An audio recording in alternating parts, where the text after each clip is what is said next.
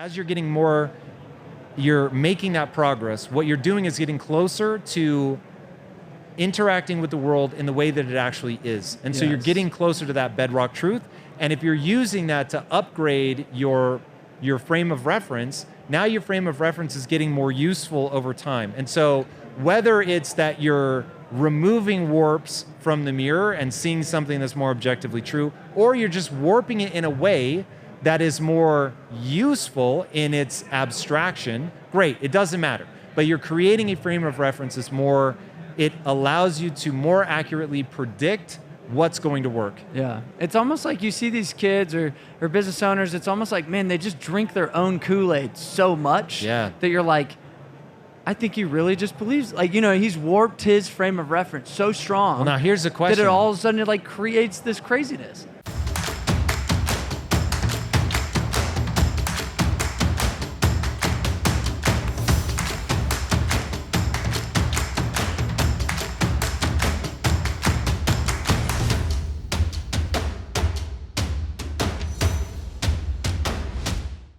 What's up, everybody? This is Sam Taggart with the D2D Podcast, and we are here at D2D Con, and I have an epic guest today, Mr. Tom Bilyeu himself. He just got done speaking on the main stage, and it was unbelievable. Like, honestly, I was blown away. I've seen a lot of great speakers, but by far one of my top speakers I've ever seen. Thank you, man. That's awesome. And I appreciate you taking a second to get on the show, man. Yeah, I'm excited to be here. So founder of Quest, sold it for over $1 billion.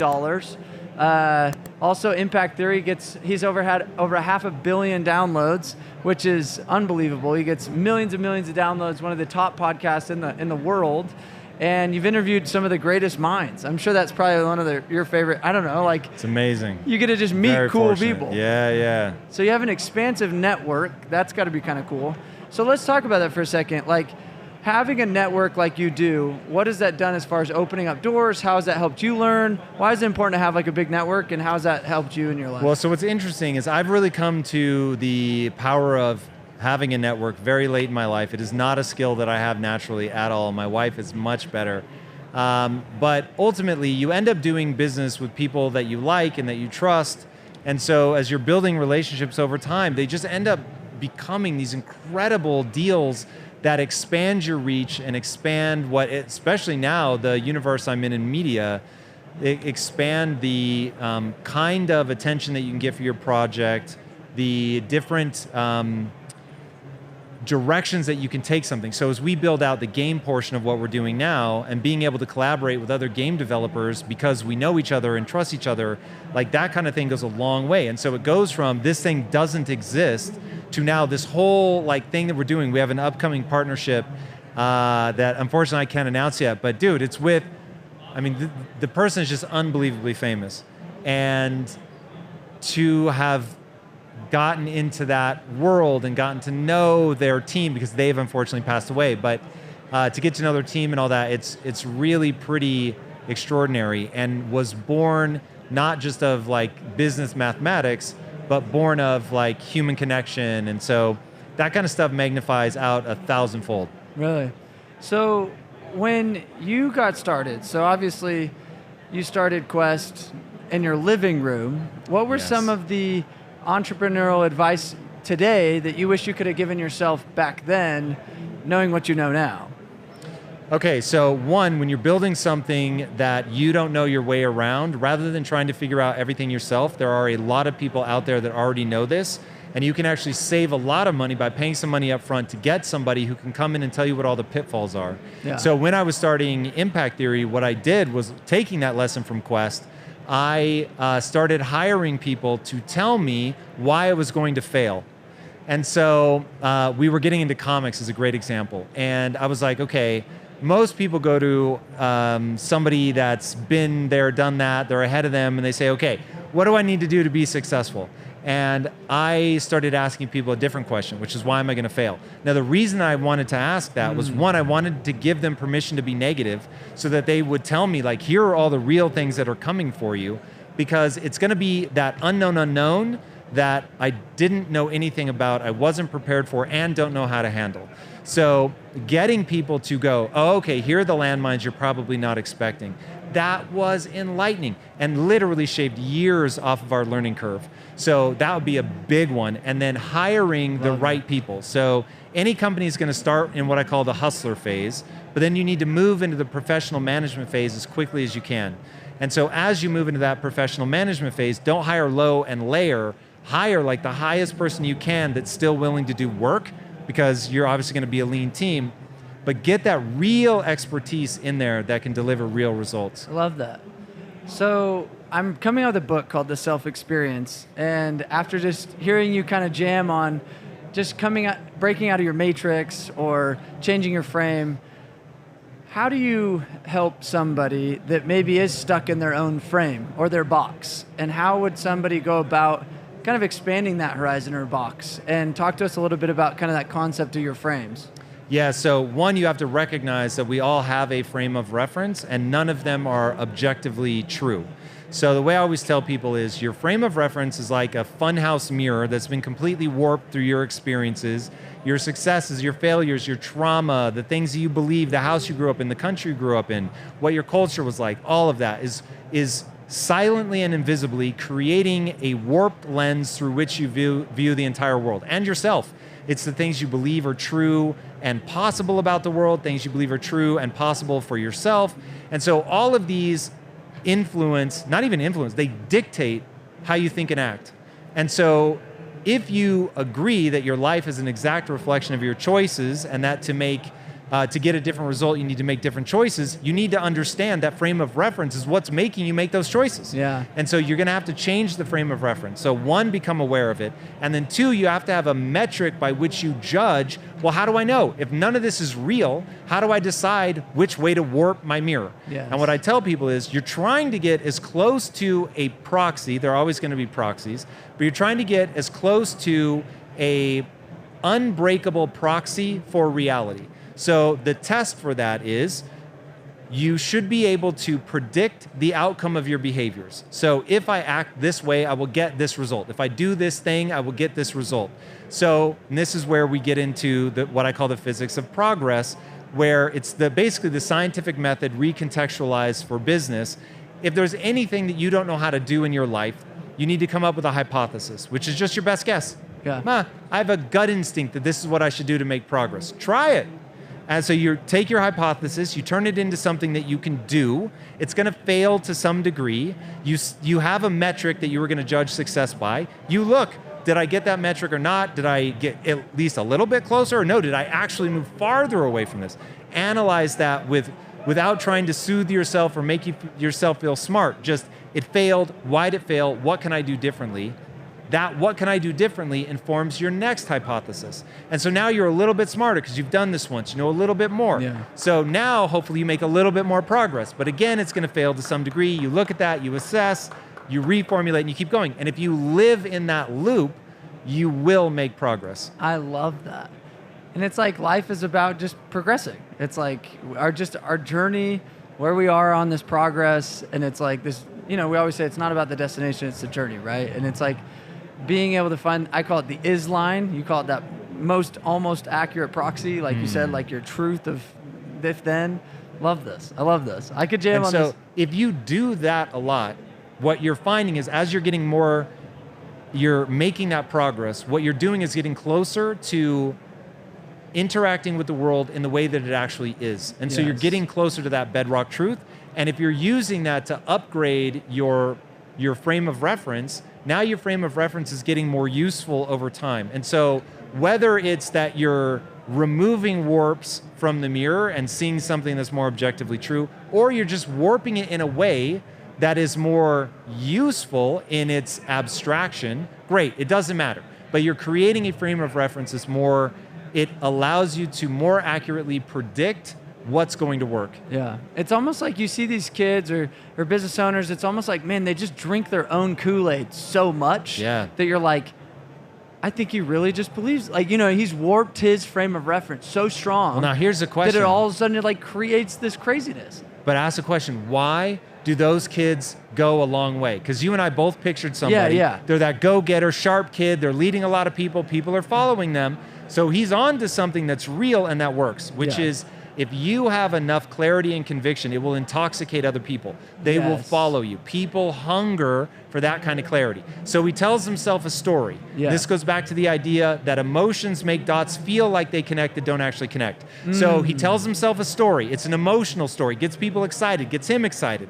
It feels like it's all going to work out, but what he doesn't know is that he's having a biological experience. Yes. That emotions are going to actually, to give him the ability to move forward, they're going to trick him into thinking that he's actually got this all mapped out, and he doesn't. Now that's fine if when he encounters where his prediction breaks, he goes, oh, that's right, I have a frame of reference, it's not objectively true, I need to refine my frame of reference so that now I can move forward. But what happens is, he's got so much personal capital. Come on guys, this is gonna be right, trust me, believe in me, follow me. It breaks, now he's incentivized to lie, to cover it up. And the problem is, it'll work for a while. You'll be able to continue to get people, believing and following, but it won't work in the marketplace. Yes. And so now the business doesn't take off and it fails. And it failed not because he was wrong. We're all gonna be wrong. We're all gonna be wrong a lot. It failed because he was taking pride in being right instead of identifying the right answer. Yes. And if he made that one little switch, it would be, hey guys, here it is. This is the system. We're gonna go, go, go. Trust me, believe in me. This is everything.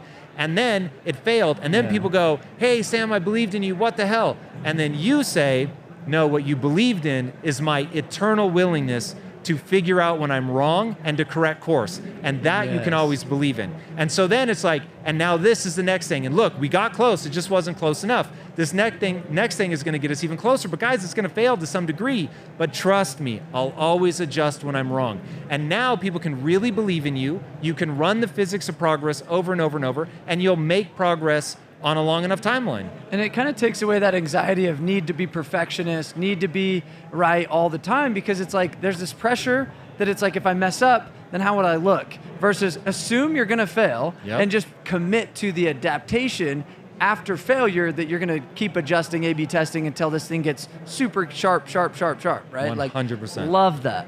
Okay, I wanna shift gears a little bit. I've watched you and your wife and your guys' journey, and it's something that gives me so much joy. I feel like a lot of entrepreneurs have this belief system, like you said up there, you're like, how many billionaires have to commit suicide for us to get it, right? And it's like, for somebody that's ran multiple massive companies and had an awesome, deep relationship, you can just tell that you guys have just a spark, or at least from the outside. But I also can probably tell that you've had fights, you've had moments of down. Of course. I guarantee there's been friction. No doubt. But I think a lot of people have this belief of, I can either have business or have a happy family, versus the and. So talk to us a little bit about some best practices you've implemented into your relationship that has helped. We have best practices. That's like the most important thing. Cool. So my wife and I have rules of engagement. We have rules around how we act, how we handle certain situations. We have a shared set of values. We know what order things should be done in. We're also building the business together, so that helps a lot. But we do things like define words. So if you go your whole marriage, and to you, when you say this is important, it means stop whatever you're doing. Pay attention to this. Boom. But when your wife says this is important, what it means is like, oh, hey, like this is one of the things I've been thinking about. And so now you guys keep colliding, because you're saying, hey, this is important, meaning stop whatever you're doing. And she hears, hey, this is one of the things I've been thinking about. Yes. So we had to stop and say, hey, one, don't ever abuse it. So you should say something's important very rarely. Yeah, I really am into this, or I'm thinking about this heavily. What we say is meaningful. This is meaningful to me. So we'll say, I'm not gonna say it's important.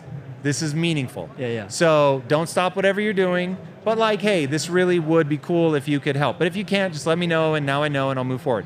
But if I say it's important, literally, only one, I mean the word literally as in literally, not the way we normally use it, meaning figuratively. Yes. But literally, there's only been one time in my entire 20-year marriage where my wife said, this is important to me, and I said the exact opposite is important to me, and therefore I cannot give you what you want.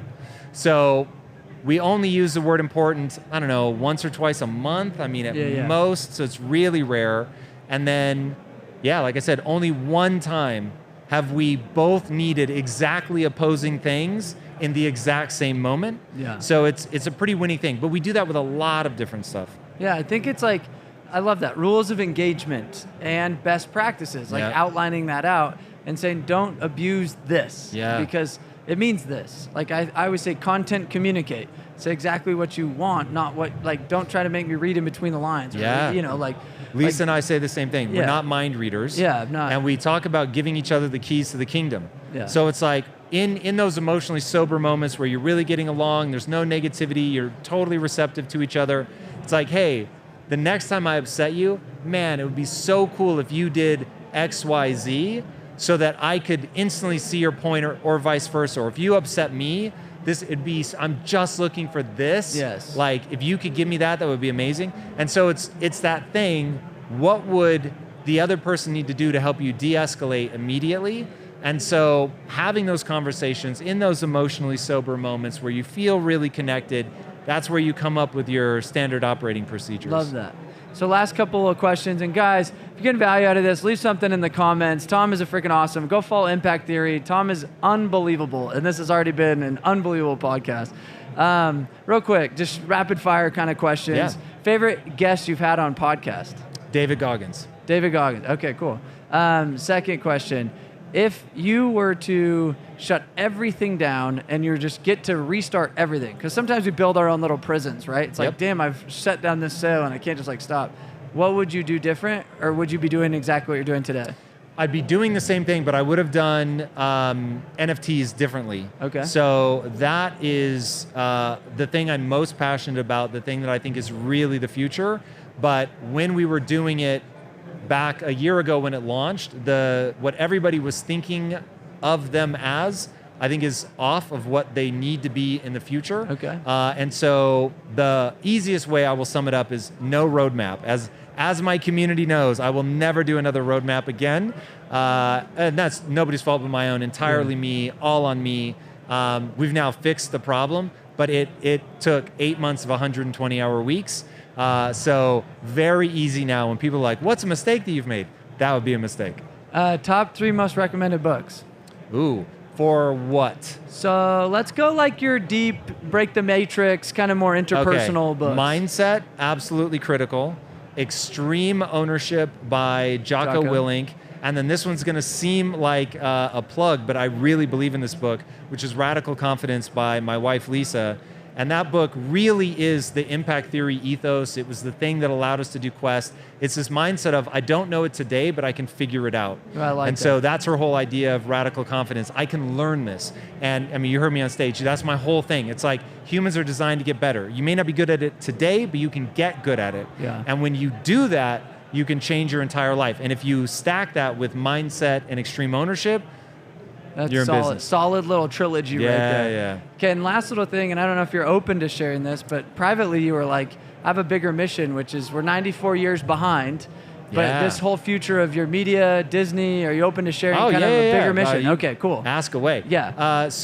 My mission is to make sure that nobody gets to the age of 15 without encountering a growth mindset at scale through story. So we're trying to build the next Disney. That's what it looks like in real life. They have a 94-year head start, and they have billions of dollars in IP, billions of dollars in revenue. So it is going to be a tough nut to crack. I see it as a 70-year plan, obviously multi-generational, unless David Sinclair solves aging for me, which would be amazing. I think that through games, through what I call borderless entertainment, which is what I think the blockchain brings to bear, which is why I'm so excited about that. And then through comics and books and TV and film. And we have actively in development right now, and people should know there's a difference between production and development, but in development right now, we have a slate of comic books, we have a feature film, a TV show, and then in actual production, we have a video game, and we have some comics that are actually in production as well. So we've got a lot. Most people, if they know me already, they almost certainly know me from the entrepreneur side, but they don't realize that Impact Theory is designed to be a modern media studio of very epic proportions. And so we're taking all the money that we made from selling Quest and building this new media company. That's awesome. It's so cool when you can make money matter, you know what I mean? And Agreed. like, you know, there's a lot of people out there that they're just like, they just want to check the box, millionaire, billionaire, you know, and it's like, doing something with it and saying, how can we go impact, like your whole thing, the impact theory, like how can we go make a difference? And my big mission coming on is expand your life, expand your lives you lead. And I really do appreciate you being on the show and taking time to come all the way out here. And I know that it's a journey. I know it's time away from the fam. I know it's... Oh, it's dope, man. I'm excited to do it. I know our audience gets a lot of value, not just out of this and the speaking, but your Impact Theory podcast and the stuff you put out on YouTube. And I really do appreciate your time here. So thank you, man. Thanks for having me. Thank you. Okay, appreciate it, guys. You guys heard it firsthand. Tom Bilyeu with the D2D Podcast. And we'll see you guys on the next episode.